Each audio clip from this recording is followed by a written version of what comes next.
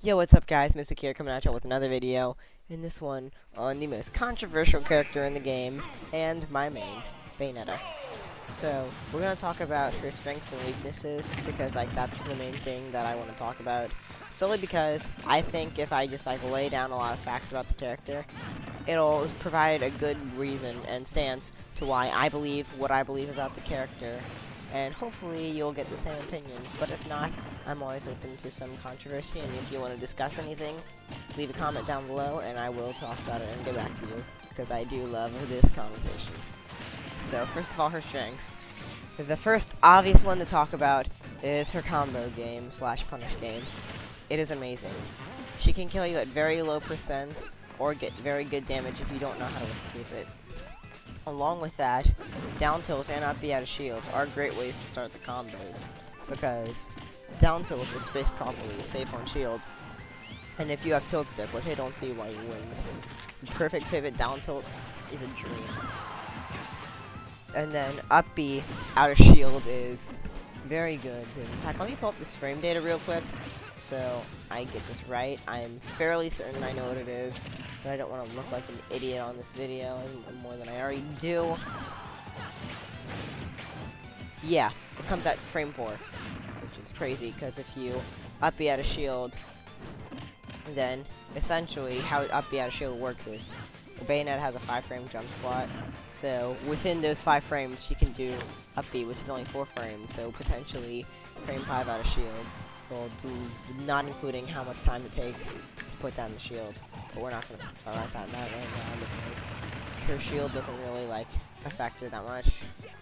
And the next thing we're going to talk about is her offstage presence / recovery. Her offstage presence is amazing. It's especially good because it's the main way Bayonetta takes stocks, because as we're going to talk about later, her ability to take those stocks is not the best. So Bayo will always try to go for this, so you always have to be on your toes. And unless you're getting so much respect for the Bayo to where she doesn't go off stage or try to gimp you at all, then you have to be on your toes and you have to be ready. And then her recovery is so good because there's not only a lot of ways to recover, but it almost always gets you back unless you don't have your double jump or something. But it's so crazy because there's been times when I've been at the very corner of the stage in both blast zones and I've made it back. And a lot of people are really scared to go against it. Well, here's how you can, because some people think you can't. Here's what you do. You cover the side B, because it's very predictable. And I believe me, I have been the victim of recovering with a predictable side B. If you do it low, high, just don't do it at all, please. And now back to her edge guarding game, because I forgot to mention something. It's so good because she has so many ways to do it. If you watch my stream, you'll know that I discovered one on accident not too long ago. And I'm loving that, which just proves my point and gives it more credibility that it's so innovative. But it's really good because of that.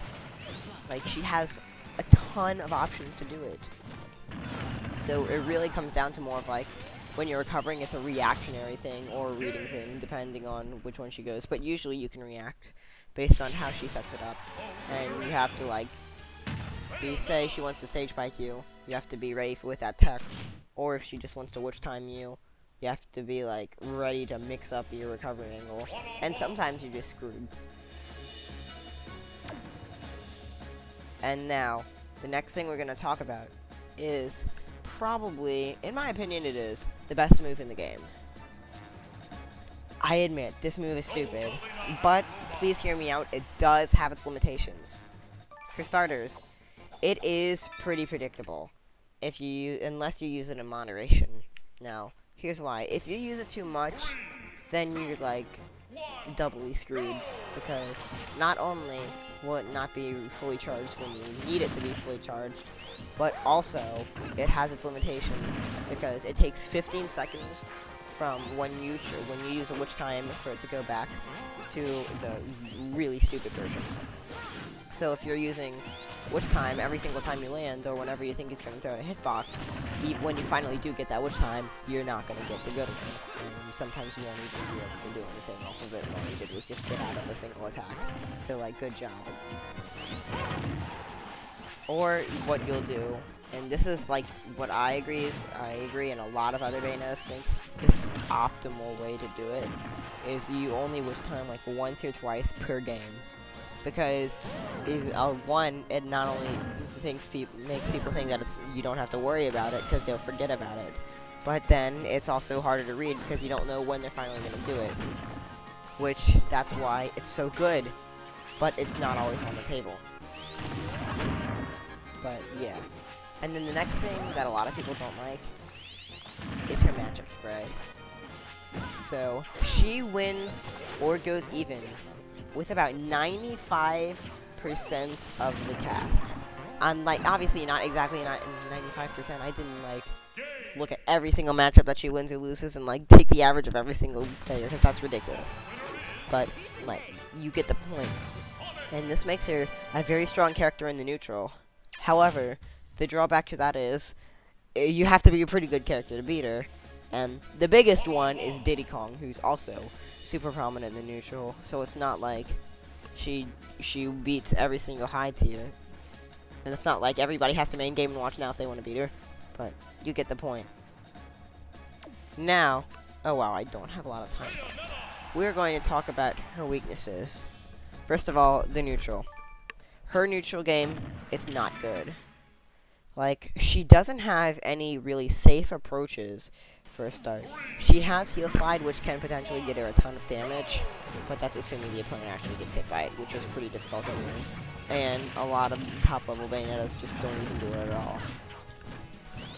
And then, so what she'll do is she'll bullet arts you and try to play the patient game.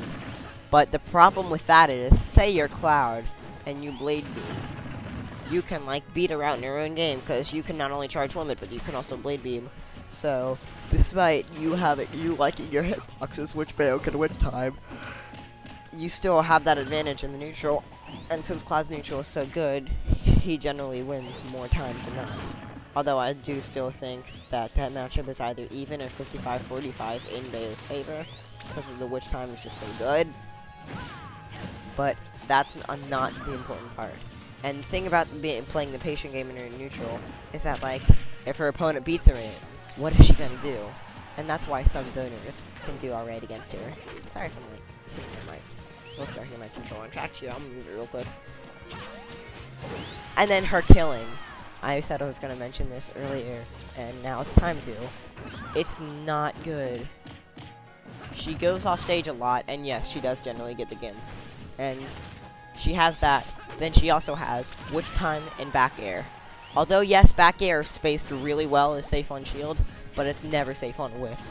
So, if a Bayonetta just, like, keeps constantly throwing them out, hoping it hits, if you get the timing right, you can always punish it. And you can also super armor through it, because it doesn't break super armor. And along with that, it doesn't kill till, like, 120, and then reliably at, like, 130, 140. But it does get you off stage, so you do have to be scared of that. Because her gimping, like we already said, is really good, and she can get super creative with it, so you have to be on your toes the whole time. And then witch time. I already talked about it, but I'll just reinforce the point, I guess. So, the thing about witch time is, you gotta use it in moderation. Witch time is like drinking. It's so good, but you gotta use it in moderation. But yeah, I think that does give a pretty general idea on her, and now I'm just gonna give, like, my opinions on some of her stuff. So, like, if you agree with me based on the facts that I have presented, thanks. I don't really know how to react, and if you don't agree, please tell me why in the comments, and I'd love to have a discussion about it. So, I think she is the best character in the game, but I don't think by that large of a margin, because first of all, the matchups that she does lose.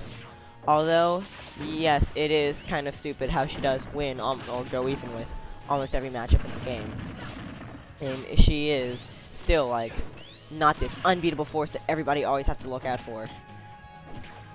And then another thing about it is, because she has so much trouble killing, like, I've had games Like, this actually happened at, like, a huge regional in Louisiana, to where I had an 140 damage lead on a Roy.